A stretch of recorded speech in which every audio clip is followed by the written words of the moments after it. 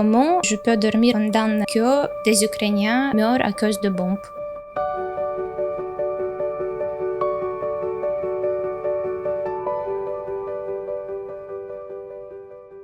Au départ, je ne pensais pas que la guerre durerait longtemps. J'espérais qu'elle se terminerait très vite, grâce au fort soutien des États-Unis, de l'Europe. C'était comme ça. Je pensais juste comme, OK, 6 mois, c'est maximum. Et après, je dois venir chez moi. Mais je suis toujours là. À Liège, il était difficile de s'intégrer, d'apprendre la langue, de vivre la guerre à distance. Un sentiment de culpabilité s'est installé.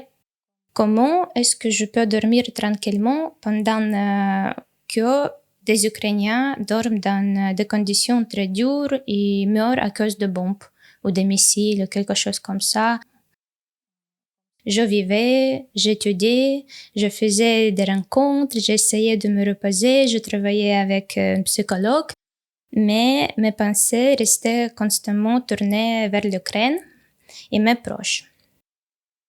Sur le plan émotionnel, c'était aussi très dur. Ce n'était pas toujours facile de créer des liens avec les gens autour de moi parce que nos expériences étaient trop différentes. Parfois, je me sentais en décalage. J'avais l'impression que beaucoup de gens ne comprenaient ni ceux qui étaient restés en Ukraine, ni ceux qui avaient dû partir.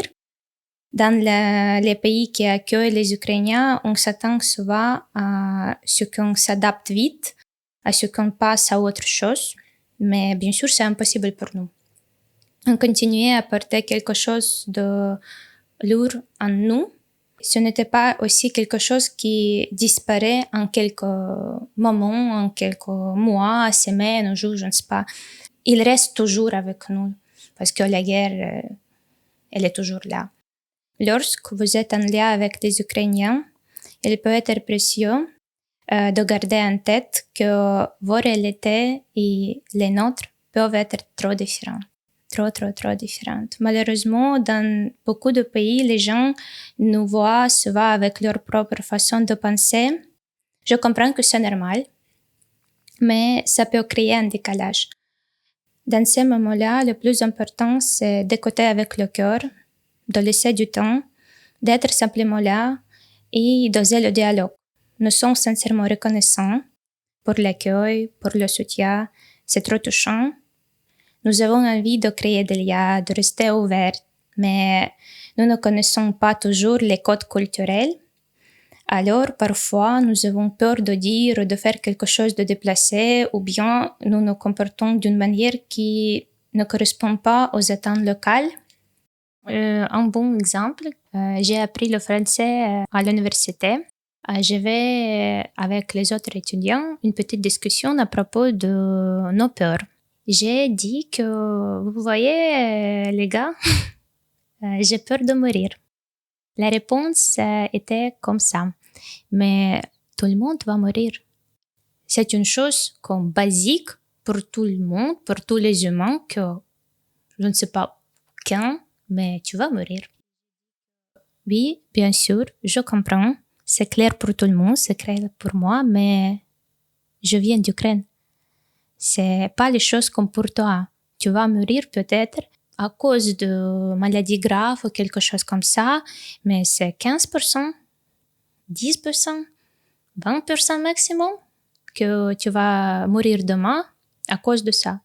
Peut-être quelque chose va arriver. C'est 10% maximum, mais si tu habites aujourd'hui en Ukraine, tu vas mourir demain et peut-être c'est au moins 60%, par exemple. Bien sûr, je suis en Belgique maintenant. Peut-être je vais mourir demain à cause de quelque chose d'extraordinaire encore, mais ici, je suis protégée. Mais par exemple, ma sœur, qui a 10 ans, elle va mourir demain parce que le missile va tomber. C'est plus triste. Si je réfléchis comme ça, pour moi, la mort, elle est là, déjà. Elle n'est pas quelque part.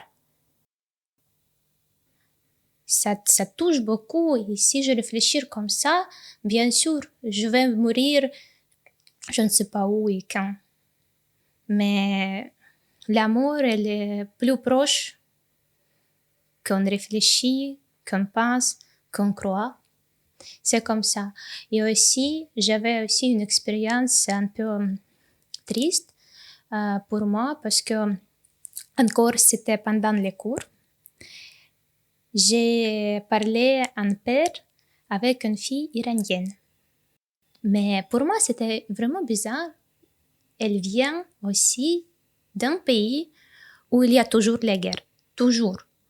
Quand on a parlé de quelque chose qui sont important dans notre vie, elle m'a dit que, tu vois, j'adore le shopping, j'adore ça, ça, ça, mais je dis que, tu vois, pour moi, c'est rien. Ça n'intéresse pas moi du tout. Si j'ai une robe ou pas, ça change rien dans ma vie. Ça change rien. Je dois juste être vivant. Pour moi, c'est plus important. Je m'inquiète parce que mes proches, ils ont en Ukraine. Pour moi, c'est plus important. Si j'ai quelque chose à manger, à boire, c'est rien. Aussi, pendant la guerre, j'ai compris que l'argent, je ne sais pas, les postes, le travail, les voyages, des choses comme ça, si on en a un, c'est beau, mais si je les perds, c'est rien. Ma famille, euh, leur santé, c'est plus important pour moi. Parce que aussi, par exemple, quand je suis arrivée ici, déjà en juin, je suis arrivée en avril, en juin, quelqu'un a posé une question. Quel est ton projet pour l'été? Mais quel projet? Je suis à l'étranger, je suis déjà arrivée, je ne comprends pas du tout, je suis là, pourquoi? Où je suis là, je ne comprends pas du tout. Je dois parler en français avec les gens qui ne préfèrent pas parler au moins en anglais.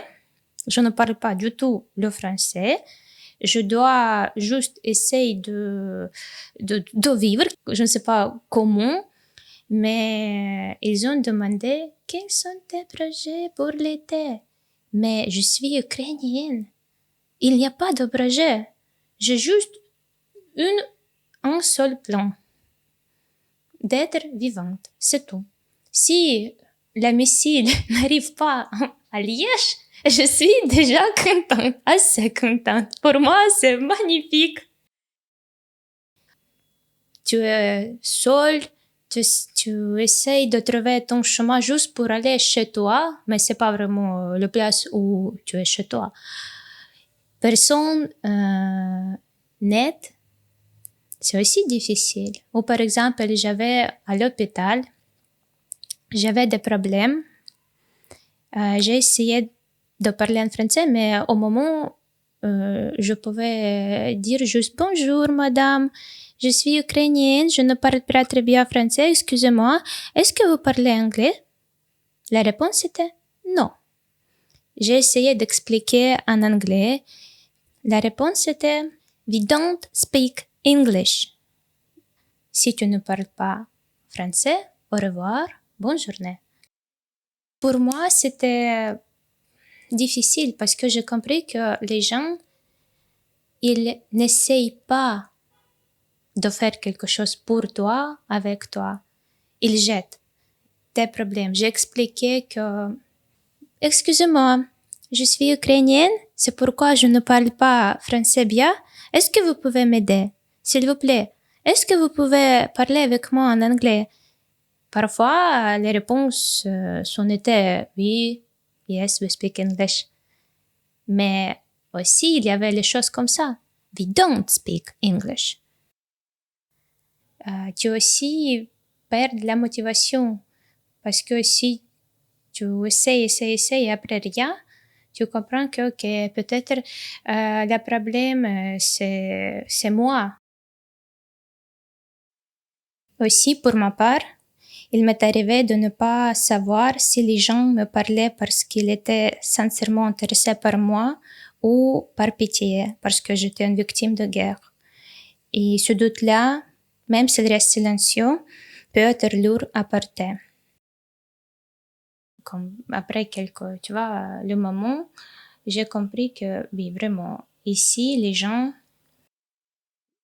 leur vie est déjà installée. Il y a des amis, il y a la famille, il y a le travail.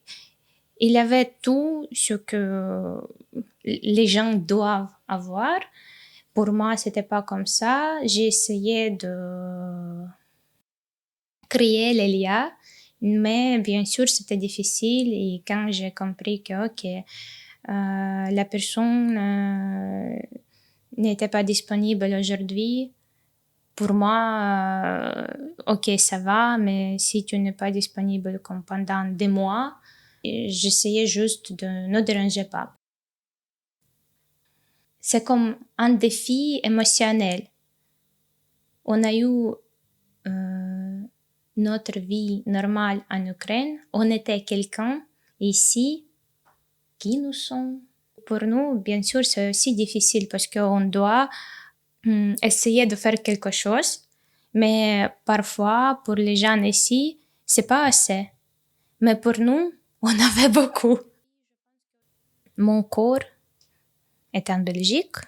Mon cœur, mon cerveau, ils sont en Ukraine. Pour moi, c'est une habitude aussi de vivre comme ça.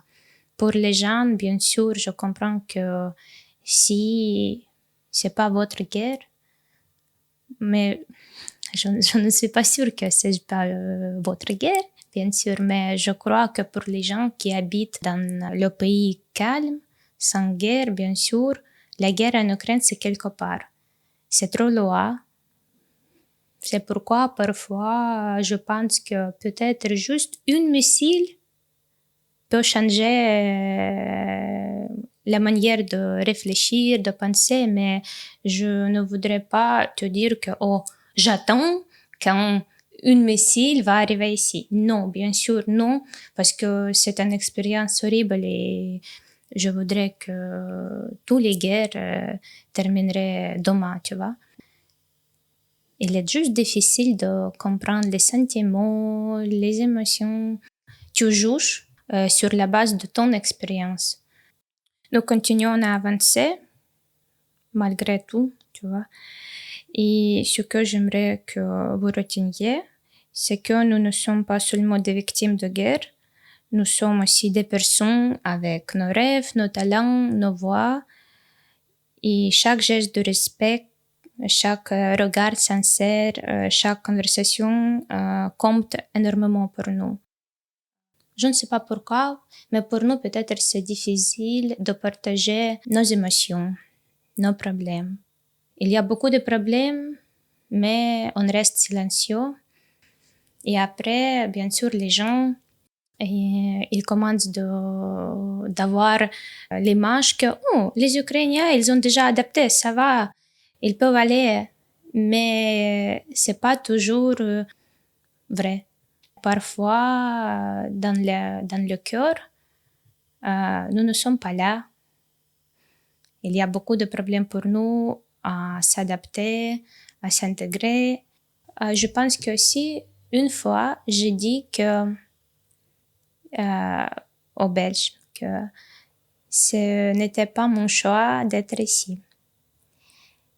Mais la réponse était comme, mais c'est tu qui a postulé, c'est tu qui a fait les valises, c'est tu qui a fait la. Oui, c'est moi. Je me souviens bien que c'était moi, mais la motivation d'être ici, ce n'était pas de faire tour du monde. Je voulais bien sûr d'être dans un endroit plus calme, en sécurisé. J'ai pris la décision comme ça à cause de la guerre.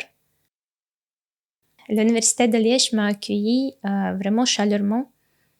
Beaucoup de gens m'aidaient. beaucoup de gens m'aidaient. J'habitais dans une famille belge. J'étais beaucoup de gens autour de moi. Ils ont aidé avec le démarche administrative, avec beaucoup de choses à faire. Et au moment, je n'étais pas seule. Mais les autres Ukrainiens, ils ont arrivé juste en Belgique, en Pologne, aux Pays-Bas ou quelque part, juste avec quelques valises, avec le document, c'est tout. Et c'est aussi une expérience beaucoup différente de mon expérience. Pour moi, l'accueil était magnifique. Les choses se passaient très vite. Il n'y avait pas beaucoup de problèmes. Et juste après, quand j'ai essayé de m'installer ici moi-même, sans l'aide de gens, sans dérangement, j'ai compris que, oh non, c'est difficile. C'est difficile d'être à l'étranger. Je suis là toute seule. Ma famille, mon copain, il reste en Ukraine toujours. J'ai réfléchi beaucoup. OK, si je suis là, je ne peux pas, par exemple, voyager parce qu'en Ukraine, chaque jour, beaucoup de gens meurent. Je ne peux pas être ravie de quelque chose parce que les gens en Ukraine, ils sont tristes chaque jour. Toujours, il y a cette réflexion que non, c'est impossible pour moi de partager les émotions positives. Par exemple, aussi sur Instagram ou Facebook, ou n'importe, je ne poste pas beaucoup. Si je suis contente grâce à quelques moments, grâce à quelque chose, non. C'est interdit parce que mes amis qui restent en Ukraine peuvent regarder ces photos, lire le texte et il m'a dit que mais Natalia, tu vois, magnifique que tu es à l'étranger, c'est beau pour toi, mais nous sommes en Ukraine. C'est interdit d'être heureuse, c'est interdit d'être ravie de quelque chose. Il y a une comme poids forte pour les Ukrainiens que on avance toujours. On fait beaucoup de blagues. L'humour, c'est une grande partie de notre habitude, de notre vie. Et on rire, toujours on rire. S'il y a quelque chose horrible dans notre pays, on toujours essaye de faire de même, faire des choses comme ça, tu vois, faire des blagues, faire des chansons, comme créer des chansons avec, tu vois, un peu d'humour pour expliquer que la vie commence encore et encore. Je profite, mais je pense que c'est important.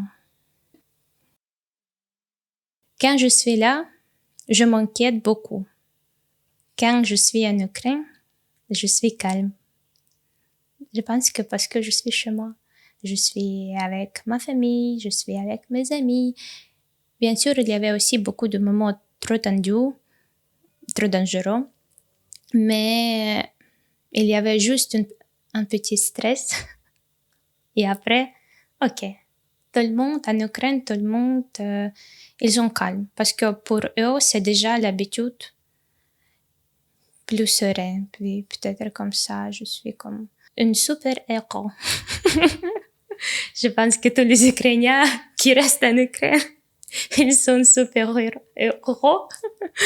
Et parce que c'est bien sûr, tu dois juste être prête.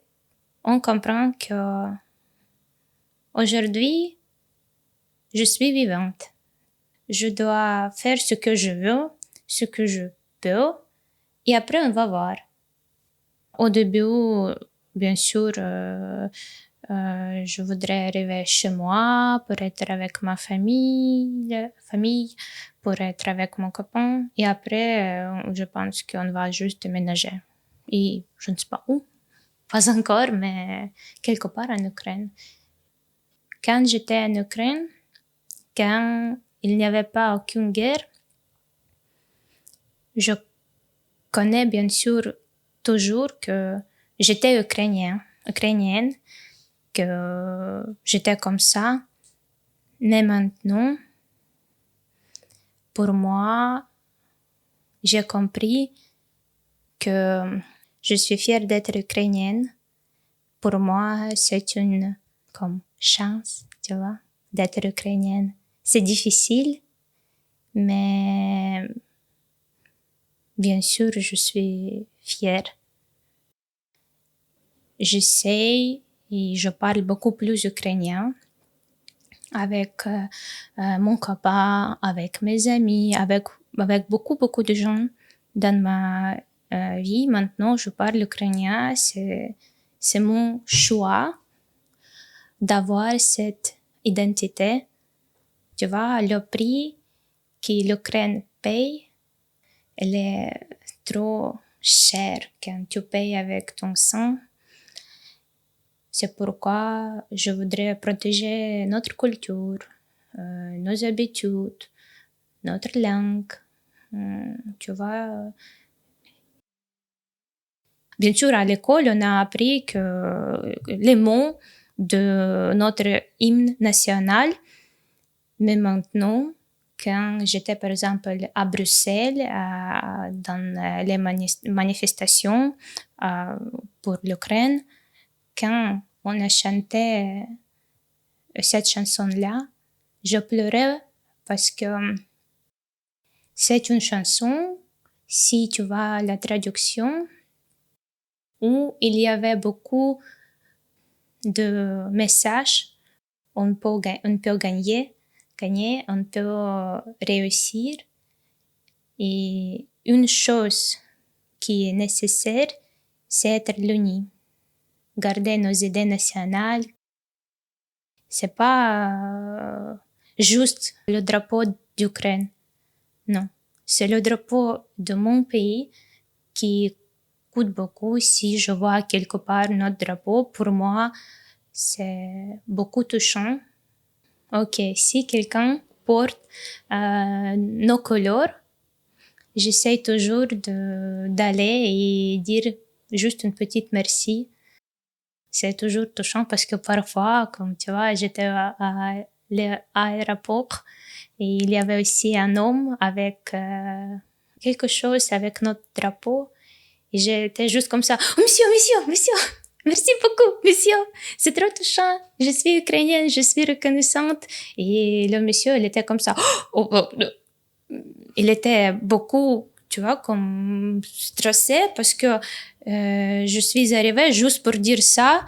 J'allais déranger juste pour dire une petite merci, mais je ne sais pas si ça coûte quelque chose pour les gens qui font ça, mais pour moi, c'est aussi important de dire que merci. Merci. Je suis reconnaissante, mon pays aussi. Les gens, nous sommes reconnaissants. 100% nous sommes reconnaissants de ça. C'est important. Mes grands-parents, mes parents, ils parlent russe. Bien sûr, ils parlent aussi ukrainien, mais tu vois, la langue maternelle, si on peut le dire, elle était russe, pas ukrainienne. Mais pourquoi? Arrière-grands-parents, ils ont bien parlé ukrainien, sans problème. Mais après, la Russie venait, par exemple. Et je pense que c'était toujours comme ça, toujours comme ça. Et c'est difficile. Mais c'est comme ça. Pour nous, maintenant, depuis 2014, il y a comme 2 phrases. On utilise les phrases pour dire comme gloire à l'Ukraine. En ukrainien, c'est Slava Ukraine. Et la réponse pour la phrase comme ça, Героям слава et Héroïnям slava. Ça veut dire que pour les héros et les héroïnes, gloire aussi, tu vois. Pour nous, c'est une manière de dire que je suis ukrainienne, par exemple. Quand je vois quelqu'un avec notre drapeau, nos couleurs, on peut juste crier que «Slava Ukraini!» Et les gens, ils répondent «Героям та героїням слава!» S'il y a la réponse, ça veut dire que c'est non citoyen ou peut-être parfois les Russes qui soutiennent l'Ukraine, pas la Russie. Pour moi, c'est les choses blanches et noires. C'est pas les choses en gris. Si tu me dis que les choses grises dans le conflit entre l'Ukraine et la Russie, l'Ukraine est victime. C'est la Russie qui est agresseur. C'est la Russie qui est terroriste, c'est pas l'Ukraine. Pour moi, bien sûr, tu vois, les choses comme ça et les phrases en ukrainien, bien sûr, c'est trop touchant parce que aussi dans notre hymne, il y a les phrases que on va mourir pour notre terre.